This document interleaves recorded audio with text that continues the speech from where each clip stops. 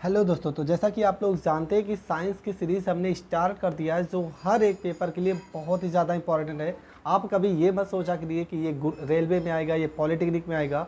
जो साइंस आपका होता है वो हर जगह पे हर तरह के क्वेश्चन होते हैं। अगर आपको पूरा का पूरा साइंस आ रहा है तो आप हर एक पेपर में आसानी से क्वेश्चन को सॉल्व कर सकते हैं। तो ज़्यादा टाइम ना बर्बाद करते हुए बढ़ते अपने पहले क्वेश्चन की ओर।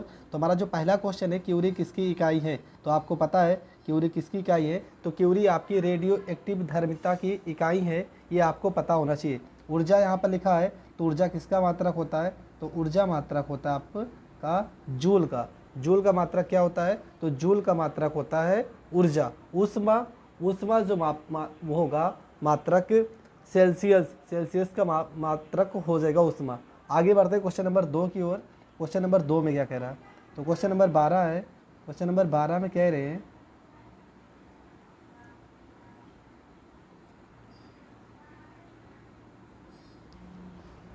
क्वेश्चन नंबर 2 में क्या कह रहा है? क्वेश्चन नंबर 12 हमने 10 सवाल पहले ही बता दिए थे। अब टोटल जो होगा वो लगभग 4 या 5 हज़ार क्वेश्चन है। पूरे के पूरे क्वेश्चन को सॉल्व करा दिया जाएगा और जिस क्वेश्चन में जितना टॉपिक हो सकेगा उतना क्लियर करा जाएगा। अगला क्वेश्चन है, पास्कल इकाई है। तो पास्कल किसकी इकाई है? तो पास्कल इकाई है आपकी दाब की। दाब का जो मात्रक होता है वो आपका पास्कल होता है, ये आपको पता होना चाहिए। ठीक है। इसके बाद एसआई पद्धति में, एसआई पद्धति में जो पास्कल की दाब का मात्रक हो जाएगा वो आपका हो जाएगा दाब का जो मात्रक हो जाएगा वो हो जाएगा आपका पास्कल।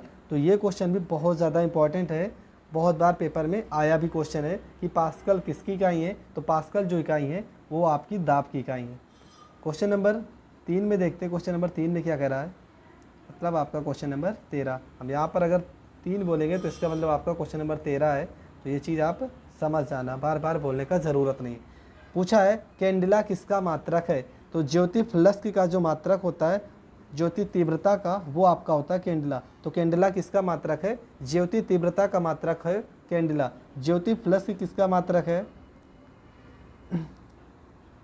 और यहाँ पे ज्योति प्रभाव और ज्योति दाब, ये तीनों अलग अलग आंसर है। कैंडिला अगर पूछा क्वेश्चन में कैंडिला किसका मात्रक होता है, तो ज्योति तीव्रता का मात्रक कैंडिला होता है और चुंबकीय फ्लक्स का जो मात्रक हो जाएगा वो आपका हो जाएगा केल्विन। ठीक है। अगर पूछा होता क्वेश्चन में केल्विन,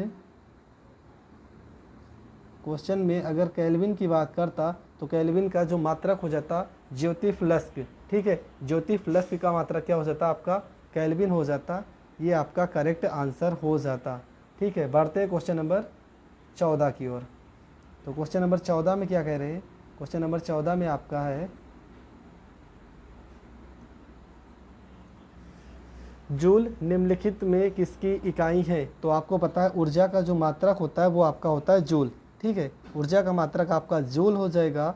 बल, तो बल आपका मात्रक होता है न्यूटन का। न्यूटन का मात्रक आपका हो जाएगा बल हो जाएगा। दाब किसका मात्रक है? तो दाब का जो मात्रक हो जाएगा वो आपका पास्कल हो जाएगा। अभी आपने पढ़ा है। ठीक है। तो ये सारी चीज़ें आपको पता होना चाहिए। हर एक क्वेश्चन में हर एक वैल्यू का मात्रक पता होना चाहिए, क्योंकि मात्रक से क्वेश्चन बहुत बार पेपर में उठ भी जाते हैं। ठीक है। बढ़ते हैं क्वेश्चन नंबर 15 की ओर। क्वेश्चन नंबर 15 में क्या कह रहा है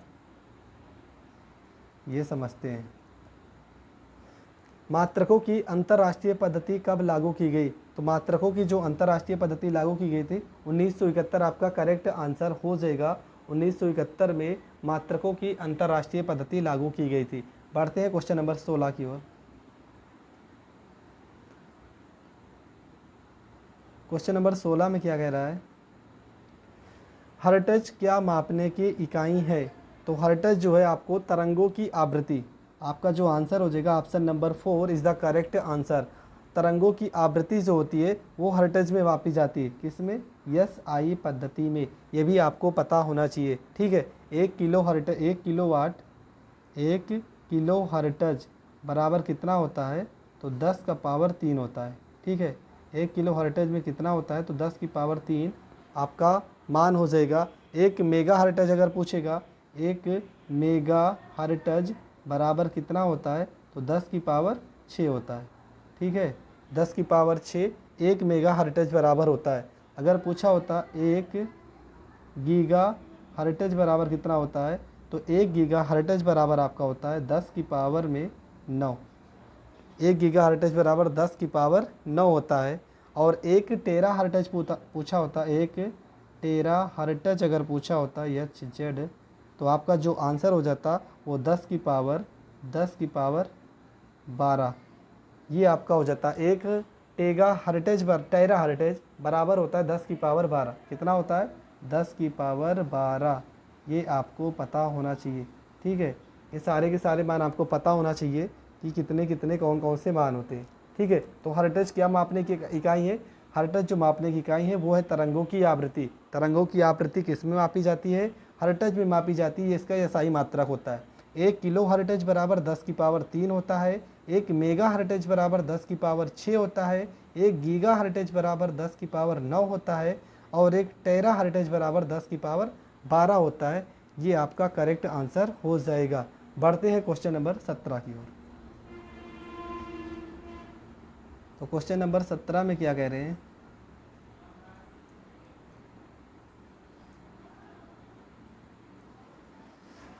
विद्युत मात्रा की इकाई है। तो विद्युत मात्रा की इकाई क्या है, तो आपको पता है विद्युत धारा को जो मात्रक होता है वो होता है, विद्युत मात्रा लिखा हो या विद्युत धारा लिखा हो, इसका जो मात्रक होता है वो होता है एम्पियर।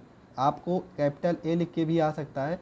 तो इसका जो प्रतीक होता है वो कैपिटल A होता है विद्युत धारा का, ठीक है। विद्युत धारा का फार्मूला क्या होता है, फार्मूला आपका होता है V बराबर में I इंटू R। और ये आपका क्या है, ओम का नियम का फार्मूला भी है, ठीक है। तो I बराबर आपका क्या हो जाएगा, अगर I को हम रोक लेंगे तो R इधर बटे में आ जाएगा V, और बटे में यहाँ पर R हो जाएगा, ठीक है। तो B आपका विभवांतर हो जाएगा। विभवांतर का मात्रक क्या होता है, विभवांतर का मात्रक आपका वोल्ट हो जाएगा। और R मतलब प्रतिरोध, और प्रतिरोध का मात्रक आपका क्या हो जाएगा, ओम हो जाएगा, ठीक है।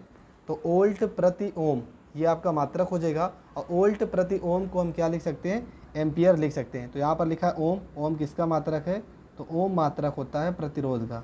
ये भी आपको पता होना चाहिए कि प्रतिरोध का जो मात्रक होता है वो आपका ओम होता है। वोल्ट किसका मात्रक है, तो विभवांतर का मात्रक क्या होता है, विभवांतर का मात्रक आपका वोल्ट होता है। कूलाम्ब किसका मात्रक है, तो आवेश का मात्रक कूलाम होता है। आवेश का मात्रक आपका कूलाम होता है, ये आपको पता होना चाहिए। तो विद्युत मात्रा की इकाई क्या हो जाएगी, एम्पियर। जितना चीज़ हम बोल रहे हैं साथ में लिखते जाओ, ठीक है, तब आपका बहुत अच्छे से तैयार हो जाएगा। विद्युत धारा का मात्रक एम्पियर होता है। ओम प्रतिरोध का मात्रक होता है वोल्ट। विभवांतर का मात्रक होता है या विभव का मात्रक होता है कूलाम्ब, आपका आवेश का मात्रक होता है। विद्युत मात्रा मतलब विद्युत धारा का जो फार्मूला होता है I बराबर V बटे में R, वोल्ट प्रति ओम। वोल्ट प्रति ओम को ही हम एम्पियर लिख सकते हैं, ठीक है। बढ़ते हैं क्वेश्चन नंबर 18 की ओर। तो क्वेश्चन नंबर 18 में क्या है ये समझ लेते हैं। क्वेश्चन नंबर 18 में है कि SI पद्धति में लेंस की इकाई क्या है। तो SI पद्धति में जो लेंस का मात्रक होता है, इकाई का मतलब मात्रक ही पूछा है, तो लेंस का जो मात्रक होता है वो होता है आपका डायोप्टर। फार्मूला होता है, फार्मूला क्या होता है, P बराबर में 1 बटे में F होता है, ठीक है। ये जो F, ये 1 जो लिखा है ये आपका मीटर में होता है। तो आप अगर इसको सेंटीमीटर में चेंज करना चाहो तो यहाँ पे इसको आप 100 और बटे में यहाँ पर F लिख सकते हो, ठीक है। सेंटीमीटर में चेंज करने के लिए 100 बटे में F इसको आप लिख सकते हो, ये आपको पता होना चाहिए। उसके बाद क्या क्या क्वेश्चन में पूछा है, उत्तल लेंस के, हाँ, जो ये डायोप्टर होता है ये उत्तल लेंस के लिए, उत्तल लेंस के लिए कैसा होता है, तो उत्तल लेंस के लिए धनात्मक होता है। अगर यहाँ पर अवतल लेंस की बात कीजिए, तो ये अवतल लेंस के लिए कैसा होता है, तो अवतल लेंस के लिए आपका ऋणात्मक होता है। ये आपको पता होना चाहिए, ठीक है। मीटर लिखा है, मीटर आपका क्या हो जाएगा, लंबाई का मात्रक मीटर हो जाएगा, दूरी का मात्रक मीटर प्रति मीटर भी हो जाएगा, दूरी का मात्रक अगर देखा जाए, ठीक है। तो इतना आपको पता होना चाहिए। जो आपको मेन चीज़ है वो आपको क्या पता होना चाहिए कि SI पद्धति में लेंस का शक्ति का जो मात्रक होता है वो आता है डायोप्टर होता है। वाट किसका मात्रक है, तो वाट आपका शक्ति का मात्रक हो जाएगा, वाट हो जाएगा, ठीक है। फार्मूला होता है P बराबर 1 बटे में F, ये होता है आपका लेंस की क्षमता का फार्मूला, ठीक है। एक आपका जो ऊपर लिखा है ये मीटर होता है, इसको अगर आप सेंटीमीटर में चेंज करेंगे तो 100 बटे में F लिखकर भी इसको सॉल्व कर सकते हैं। उत्तल लेंस के लिए जो डायोप्टर का मान होगा लेंस की क्षमता का वो प्लस होगा, अवतल लेंस के लिए आपका माइनस होगा, ये भी आपको पता होना चाहिए। बढ़ते हैं क्वेश्चन नंबर 19 की ओर। क्वेश्चन नंबर 19 में क्या कह रहे हैं ये समझते हैं। ठीक है, तो क्वेश्चन नंबर 19 में डेसिबल किसे नापने के लिए प्रयोग में लाया जाता है? तो वातावरण में ध्वनि, ये आपका करेक्ट आंसर हो जाएगा, क्योंकि ध्वनि का जो मात्रक होता है वो डेसिबल होता है। ध्वनि को नापने के लिए किस इकाई का प्रयोग करते हैं? तो डेसिबल का प्रयोग करते हैं, ये आपको पता होना चाहिए। ठीक है, उसके बाद जो प्रायः ध्वनि की तीव्रता नापने के लिए प्रयुक्त होता है वो आपका क्या? वातावरण में ध्वनि जो नापने की इकाई है वो आपका डेसिबल होता है, ये आपको पता होना चाहिए। वैसे साधारण बातचीत के लिए ये भी क्वेश्चन आया, क्वेश्चन में आया हुआ है, साधारण बातचीत के लिए कितने डेसिबल की ज़रूरत होती है? तो 30 से 40 डेसिबल। ठीक है, ये भी आपको पता होना चाहिए, 30 से 40 डेसिबल की ज़रूरत होती है। साधारण बातचीत के लिए हम कितने डेसिबल की जो ध्वनि उत्पन्न होती है वो 30 से 40 डेसिबल उत्पन्न होती है। ठीक है, अगला क्वेश्चन है क्वेश्चन नंबर 20। तो क्वेश्चन नंबर 20 को देखते हैं। क्वेश्चन नंबर 20 में क्या कह रहा है? एम्पियर नापने की इकाई है। तो एम्पियर नापने की इकाई क्या है? करंट। करंट का मतलब क्या हो जाएगा? आपका धारा। तो यहाँ पर इंग्लिश में लिखा है धारा का जो मात्रक होता है वो एम्पियर होता है। अभी हमने कुछ देर पहले ही पढ़ा था कि धारा का जो मात्रक होता है वो एसआई पद्धति में एम्पियर ही होता है। ठीक है, इसके बाद यहाँ पे क्या है? प्रतिरोध का मात्रक आपको पता है ओम होता है। वैसे जो एम्पियर नापने की इकाई की सबसे पहले जो खोज की थी, इसका नाम विद्युत चुंबकत्व को खोजने वाले वैज्ञानिक जो विद्युत चुंबकत्व की खोज किए थे, किसकी खोज किए थे? विद्युत चुंबकत्व की जो खोज किए थे, उन्हीं वैज्ञानिक के नाम पर इसका नाम एम्पियर पड़ा। और उस वैज्ञानिक का नाम क्या था? आंद्रे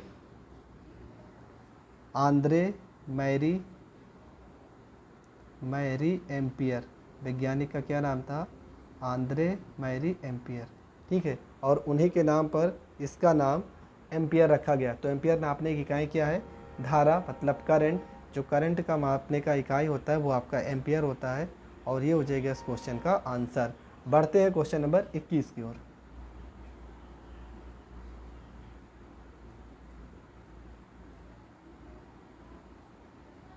क्वेश्चन नंबर 21 में क्या कह रहा है कि यंग प्रत्यास्थता गुणांक का मात्रक क्या होता है? तो यंग प्रत्यास्थता गुणांक का फार्मूला होता है। फार्मूला क्या होता है? इसको ई से प्रदर्शित करते हैं। ई बराबर फार्मूला होता है आपका प्रतिबल बटे में आपका होता है विकृति। ठीक है, ये इसका फार्मूला हो जाएगा। पहला चीज़ तो आपको फार्मूला पता होना चाहिए। उसके बाद इसका जो मात्रक हो जाएगा, तो प्रतिबल, बल का मात्रक तो आपका न्यूटन हो जाएगा, ये तो आपको पता ही है, न्यूटन हो जाएगा। और विकृति का जो मात्रक होता है वो क्षेत्रफल से रिलेटेड है, तो क्या हो जाएगा? मीटर का स्क्वायर। न्यूटन प्रति मीटर स्क्वायर आपका करेक्ट आंसर हो जाएगा। तो option number C is the correct answer. Newton प्रति मीटर स्क्वायर यंग प्रत्यास्थता गुणांक का एसआई मात्रक होता है। बढ़ते हैं क्वेश्चन नंबर 22 की ओर। क्वेश्चन नंबर 22 में क्या कह रहा है?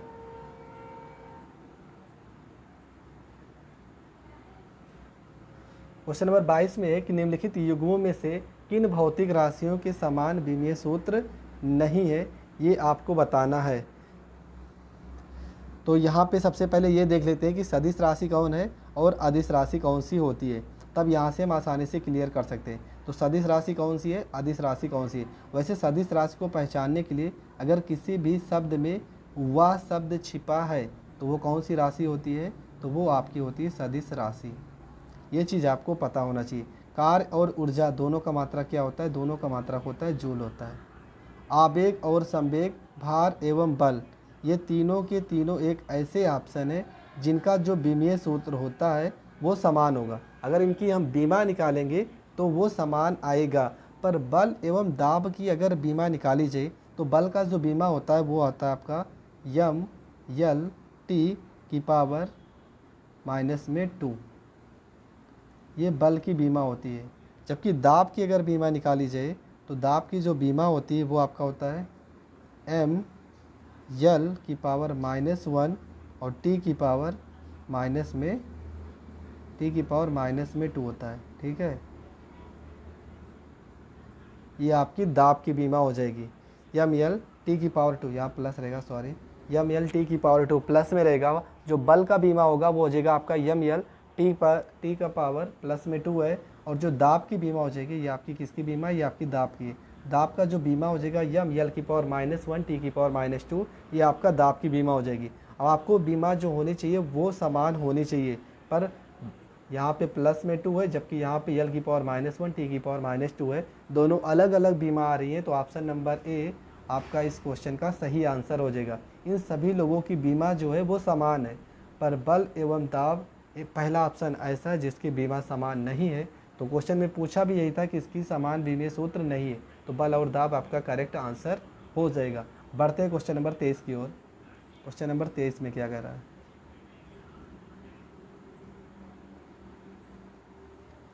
क्वेश्चन नंबर 23 में कह रहे हैं कि एक खगोलीय इकाई संबंधित है किससे? तो एक खगोलीय इकाई जो होती है, हमने पहला ही पार्ट में बताया था, सूर्य एवं पृथ्वी के बीच की दूरी को क्या बोलते हैं? खगोलीय इकाई बोलते हैं।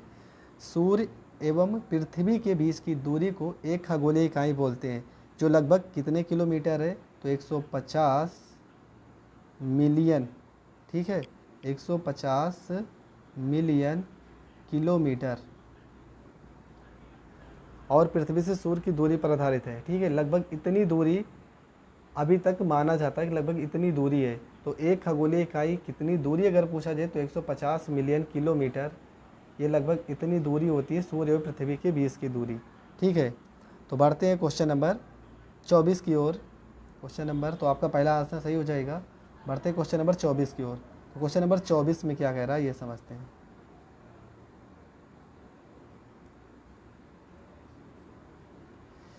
निम्नलिखित में से कौन सी अविमीय राशि है? ये आपका पूछा है, कौन सी अविमीय राशि है? तो आपकी अविमीय राशि जो है वो आपका हो जाएगा विकृति, आपका करेक्ट आंसर हो जाएगा। विकृति जो है आपका अविमीय राशि है। क्यों? क्योंकि यह दो लंबाई का अनुपात है, अर्थात इसकी कोई इकाई नहीं होती है। विकृति की कोई इकाई नहीं होती है, ये आपको पता होना चाहिए। इकाई नहीं होती है, किसकी इकाई नहीं होती है? तो विकृति की इकाई नहीं होती है, ये आपका करेक्ट आंसर हो जाएगा, ठीक है। बढ़ते हैं क्वेश्चन नंबर 25 की ओर।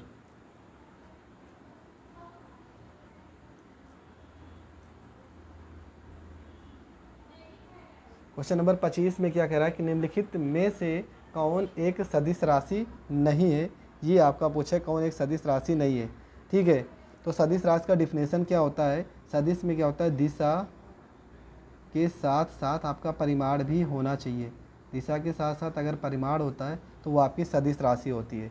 अदिश राशि में दिशा से कोई मतलब नहीं होता है, सिर्फ परिमाण की आवश्यकता होती है। तो इसमें से संवेग है, वेग है, कोणीय वेग। हमने एक और भी ट्रिक बताया कि अगर किसी भी शब्द में व आ रहा है तो वह एक सदिश राशि होती है।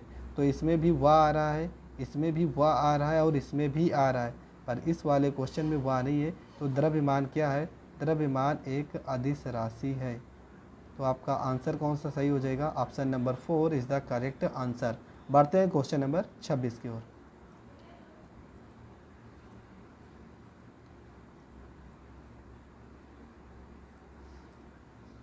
क्वेश्चन नंबर 26 में कह रहे हैं कि अदिश राशि है। तो अदिश राशि में हमने बताया है कि इसमें दिशा से मतलब नहीं होता, क्या होता है? केवल परिमाण की आवश्यकता होती है, केवल परिमाण की आवश्यकता होती है, दिशा की आवश्यकता नहीं होती है। ऐसी राशि को अदिश राशि कहते हैं। तो देखेंगे इसमें से कौन सी अदिश राशि है।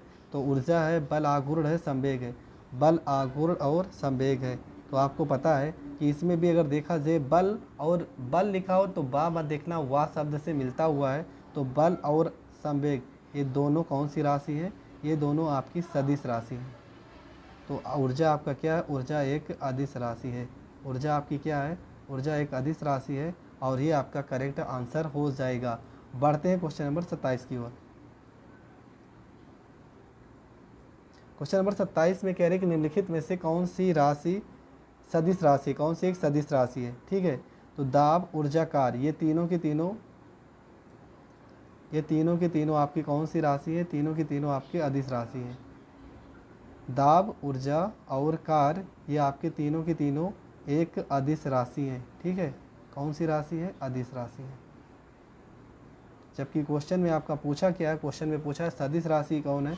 तो समवेग एक सदिश राशि कैसे पहचानोगे, देखो इसमें वाह शब्द आया ना, हमने कहा था अगर कुछ भी समझ में नहीं आएगा तो आप कौन सा वर्ड देख लेना, वाह एक ऐसा अक्षर है जो सदिश राशि में छिपा होता है, तो वाह अक्षर जरूर देख लेना। इन तीनों में वाह नहीं है पर संवेग में वाह है, तो यह एक सदिश राशि हो जाएगा। तो आपका option number A is the correct answer. बढ़ते हैं क्वेश्चन नंबर 28 की ओर। तो क्वेश्चन नंबर 28 में क्या कह रहे हैं, निम्नलिखित में से कौन सी राशि सदिश नहीं है, ये आपका पूछा है। कौन सी राशि सदिश नहीं है, तो सदिश नहीं है तो इसमें भी वह शब्द आ रहा है, वेग में भी वह आ रहा है, बल भी एक सदिश राशि है, आयतन एक अदिश राशि है, ये आपको पता होना चाहिए। आयतन एक अदिश राशि है, तो आपका जो आंसर हो जाएगा option number 4 is the correct answer. जिन राशियों में सिर्फ परिमाण होता है उन्हें क्या बोलते हैं, उन्हें अदिश राशि बोलते हैं। और सदिश राशि में सादिश मतलब दिशा के साथ, सदिश राशि में क्या होता है, सदिश राशि में दिशा भी होगा और दिशा के साथ साथ आपका परिमाण भी होगा, जबकि अदिश राशि में सिर्फ और सिर्फ परिमाण होगा, दिशा नहीं होगी, तो वो आपकी अदिश राशि हो जाएगी। इसके बारे में जब हम साइंस पढ़ेंगे तो वहाँ पे बहुत अच्छे से पढ़ेंगे। तो अभी के लिए हम क्विज़ कर रहे हैं, तो हमारा उद्देश्य क्या है, सिर्फ क्वेश्चन करना और जितना हो सके हर एक ऑप्शन के बारे में जानकारी इकट्ठा करना, बस प्रेजेंट टाइम में यही हम लोग को जानना। बढ़ते हैं क्वेश्चन नंबर 29 की ओर। क्वेश्चन नंबर 29 में क्या कह रहे हैं,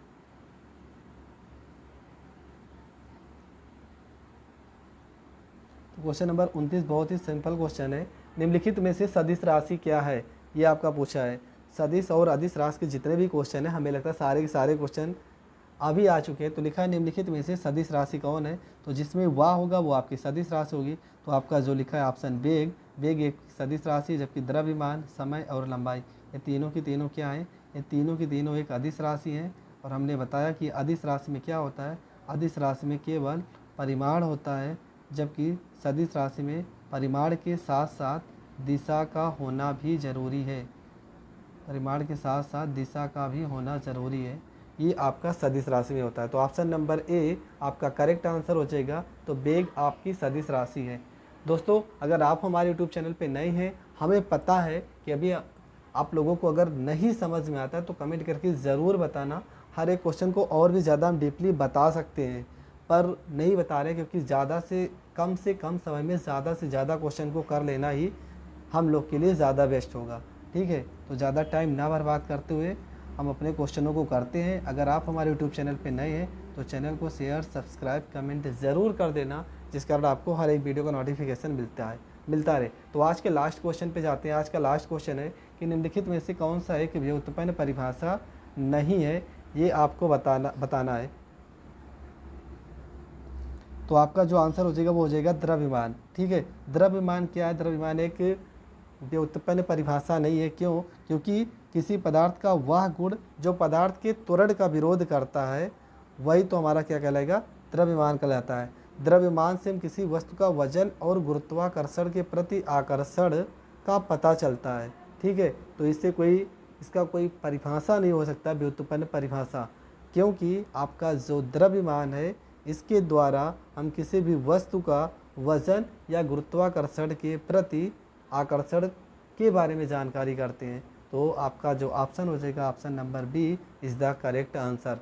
तो दोस्तों आज के लिए बस इतना ही, मिलते हैं नेक्स्ट वीडियो में। तब तक के लिए जय हिंद, जय भारत। ये लगभग 10,000 से भी अधिक साइंस के सारे क्वेश्चन को बताए जाएंगे। अगर आप हमारे चैनल पे नए तो चैनल को ज़रूर सब्सक्राइब, कमेंट कर लेना। आपको यहाँ पर 10th 12th कंपटीशन की मैथ और साइंस, इन सारे के सारे क्लास को प्रोवाइड करा जाएंगे बहुत ही शानदार तरीके से। तो आप ज़रूर चैनल से जुड़े रहें, जिस कारण आपको हर एक वीडियो के बारे में अधिक से अधिक जानकारी मिलती रहे। तो आज के लिए बस इतना ही। जय हिंद, जय भारत।